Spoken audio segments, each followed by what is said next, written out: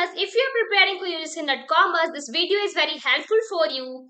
If you are preparing for UGC NET, SET or any UGC NET exam or SET exam, this video is very helpful for you for commerce aspirants. ठीक है, तो इसमें आज मैं करवाने वाली हूँ महाराष्ट्र सेट की क्वेश्चन पेपर सॉल्व। अगर आप इस चैनल पे पहली बार आए हो तो चैनल को सब्सक्राइब कर लेना, क्योंकि मैं इसमें डिटेल लेक्चर लाती हूँ कॉमर्स की, साथ ही साथ इंपॉर्टेंट टिप्स भी बताती हूँ। ठीक है, तो आज हम करने वाले हैं Maharashtra set question paper solve. अगर आप यूजीसी नेट फर्स्ट अटेम्प्ट में क्लियर करना चाहते हो, जेआरएफ फर्स्ट अटेम्प्ट में क्लियर करना चाहते हो, तो सिर्फ आप यूजीसी नेट के ही नहीं, जितने भी सेट एग्जाम होते हैं सबकी प्रैक्टिस करनी होगी, तभी आपके एग्जाम जो है फर्स्ट अटेम्प्ट में क्लियर होंगे। क्योंकि क्वेश्चन सिर्फ ऐसा नहीं कि यूजीसी नेट से ही आता है, हो सकता है कभी सेट के क्वेश्चन भी रिपीट हो जाए, तो इसलिए आप सारे सेट नेट की प्रैक्टिस करनी चाहिए। तो आज हम करने वाले हैं महाराष्ट्र सेट कॉमर्स की क्वेश्चन पेपर सॉल्व। ठीक है, तो इसमें यहाँ पे लेफ्ट हैंड साइड इंग्लिश में क्वेश्चन लिखा हुआ है और राइट हैंड साइड जो महाराष्ट्र के स्टूडेंट्स हैं जिन्हें मराठी आती है वो रीडिंग कर सकते हैं राइट साइड से। ठीक है, तो फर्स्ट नंबर क्या है हमारा question number, a producer when supplies particular goods and commodities to specified distributors and guarantee not to supply other distributors in a given region is termed that। जब कोई producer supply करता है particular goods and commodities को specified distribution को, और उन्हें guarantee देता है कि आप किसी और सप्लाई एंड डिस्ट्रीब्यूटर को वो डिस्ट्रीब्यूट नहीं कर सकते, दैट इज कॉल्ड एज, उसे हम क्या बोलते हैं, रिफ्यूजल टू डील। नहीं, रिफ्यूजल टू डील का मतलब होता है जब आप डील करने से ही रिफ्यूज कर देते हो, मना कर देते हो। ठीक है, टाइट सेलिंग का मतलब क्या होता है, एक आप शर्त रखते हो कि अगर आप पेन ले रहे हो तो आपको एक रेजर भी लेना होगा, that is called tight selling. ठीक है, साथ में आपको परचेज करना होगा, that is called tight selling. Restrain of selling का मतलब क्या होता है, आप सेलिंग मतलब सेल में ही प्रतिबंध लगा देते हो, सेल में रिस्ट्रेन कर देते हो कि आप ये प्रोडक्ट सेल नहीं कर सकते, that is called restraint of selling. तो option A, option B and option C, ये तीनों आंसर गलत है, इसका ये आंसर नहीं होगा। एक्सक्लूसिव डीलिंग, एक्सक्लूसिव डीलिंग का मतलब क्या होता है कि आप जिसको डिस्ट्रीब्यूट करने दिए, जैसे कि ये एक फोन है, ठीक है, फोन को आप बोले हो कि ए को ही आपको डिस्ट्रीब्यूट करना है, तो आप बी को डिस्ट्रीब्यूट नहीं कर सकते, that is called exclusive dealing. ठीक है, एक्सक्लूसिव डीलिंग का मतलब होता है जिसे आप डिस्ट्रीब्यूट बोले हो स्पेसिफाइड पर्सन को कि इन्हें ही डिस्ट्रीब्यूट करना है इस प्रोडक्ट को, वो सिर्फ कर सकते हैं, कोई और नहीं कर सकता उसे प्रोडक्ट को distribute, that is called as exclusive dealing. ठीक है, सिर्फ ऐसा नहीं है यूजीसी नेट में सिर्फ यूजीसी नेट की पीवाईक्यूज ही आती है, कभी कभी सेट के भी पीवाईक्यूज आते हैं, इसलिए आपको सारे पीवाईक्यूज लगाने चाहिए। ठीक है, नेक्स्ट है हमारा question number 2, under the provisions of section of banking regulation act the SLR is applicable to schedule banks. ऐसा कौन सा सेक्शन है, ऐसा कौन से प्रोविजन में बताया गया है बैंकिंग रेगुलेशन एक्ट के बारे में, जो हमारा स्टैट्यूटरी लिक्विडिटी रेशियो है जो अप्लाई होती है शेड्यूल बैंक्स में। तो इसका ऑप्शन है हमारा 42, 43, 47 एंड 48। तो इसका आंसर बिल्कुल यहाँ पे ऑप्शन में नहीं दिया हुआ है, ऑप्शन गलत है। इसका आंसर होगा हमारा 24। अंडर 24 सेक्शन बताया गया है कि जो बैंकिंग रेगुलेशन एक्ट है ना हमारा, वो स्टैट्यूटरी लिक्विडिटी रेशियो एप्लीकेबल होता है शेड्यूल बैंक्स में। तो हमेशा आपको ध्यान रखना है कि कभी कभी ऑप्शन भी गलत होता है, जो ड्रॉप होता है हमारा क्वेश्चन, तो इसमें क्वेश्चन का जो ऑप्शन है वो गलत है, ऑप्शन हमारा होगा आंसर इसका 24। Under the provision of section 24 of the banking regulation act the SLR is applicable to schedule banks, right.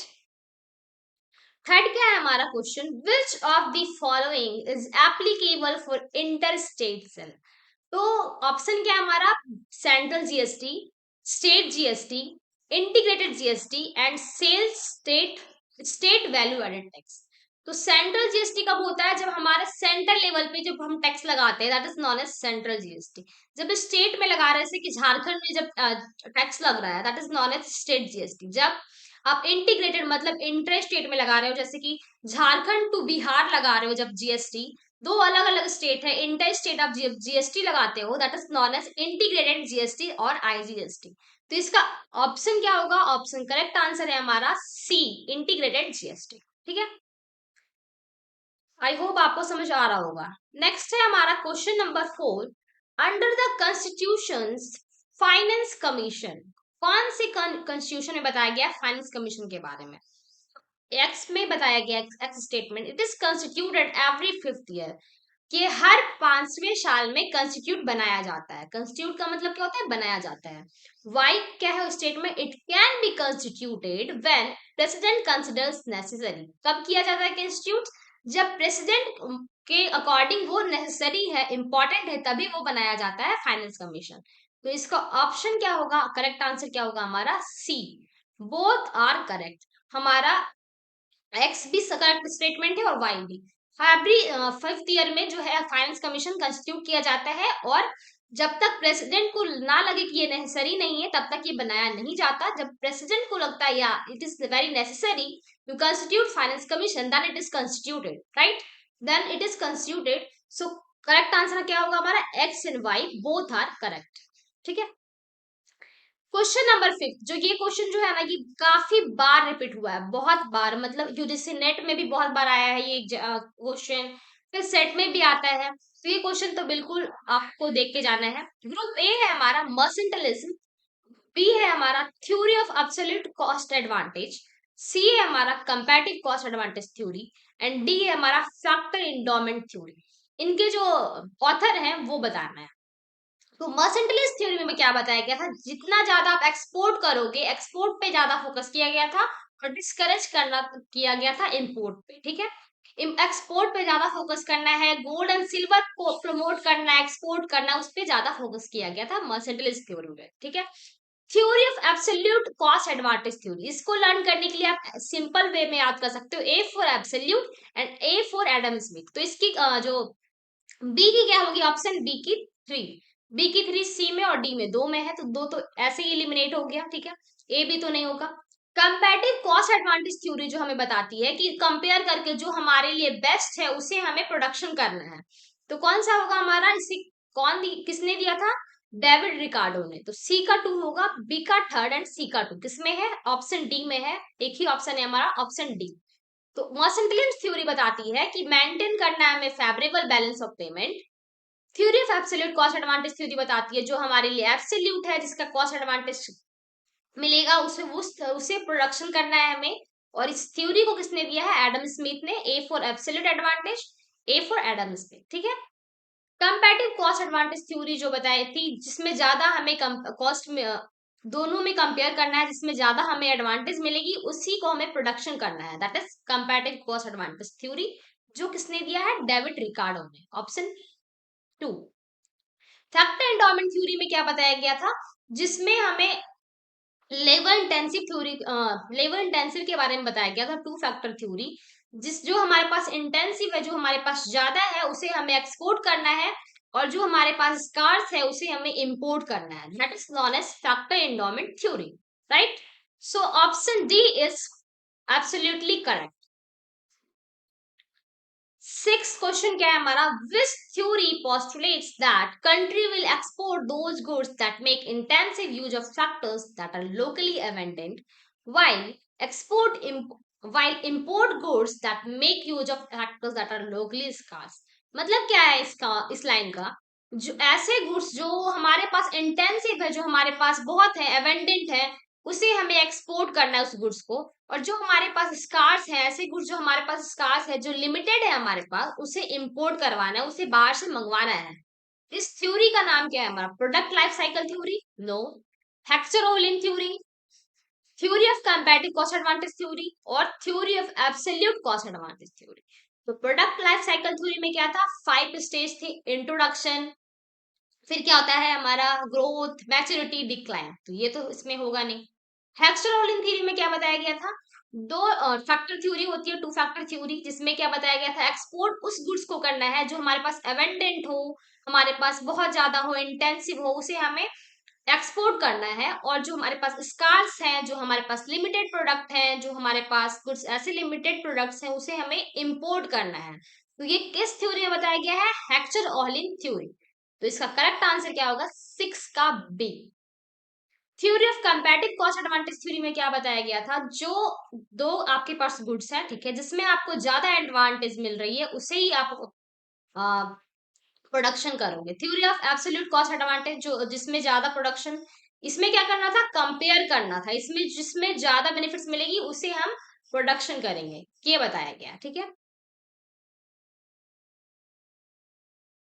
Next question है हमारा, विच of the following is not a type of BOP disequilibrium. Disequilibrium का मतलब होता है असमानता, मतलब BOP का मतलब होता है बैलेंस ऑफ पेमेंट में जब असमानता हो, दैट इज बीओपी डिसइक्विलिब्रियम। तो कौन कौन से ऐसे टाइप्स नहीं है इसमें से जो बीओपी के डिसइक्विलिब्रियम के पॉइंट्स नहीं है। तो साइक्लिकल डिसइक्विलिब्रियम भी एक टाइप्स है। साइक्लिकल डिसइक्विलिब्रियम का मतलब क्या होता है, जो टेम्पररी होता है, जिसमें पहले रिसेशन होता है, फिर बूम होता है, फिर डिक्लाइन होता है, मार्केट में बहुत सारे फ्लक्चुएशन आते हैं, दैट इज साइक्लिकल डिसइक्विलिब्रियम। ठीक है।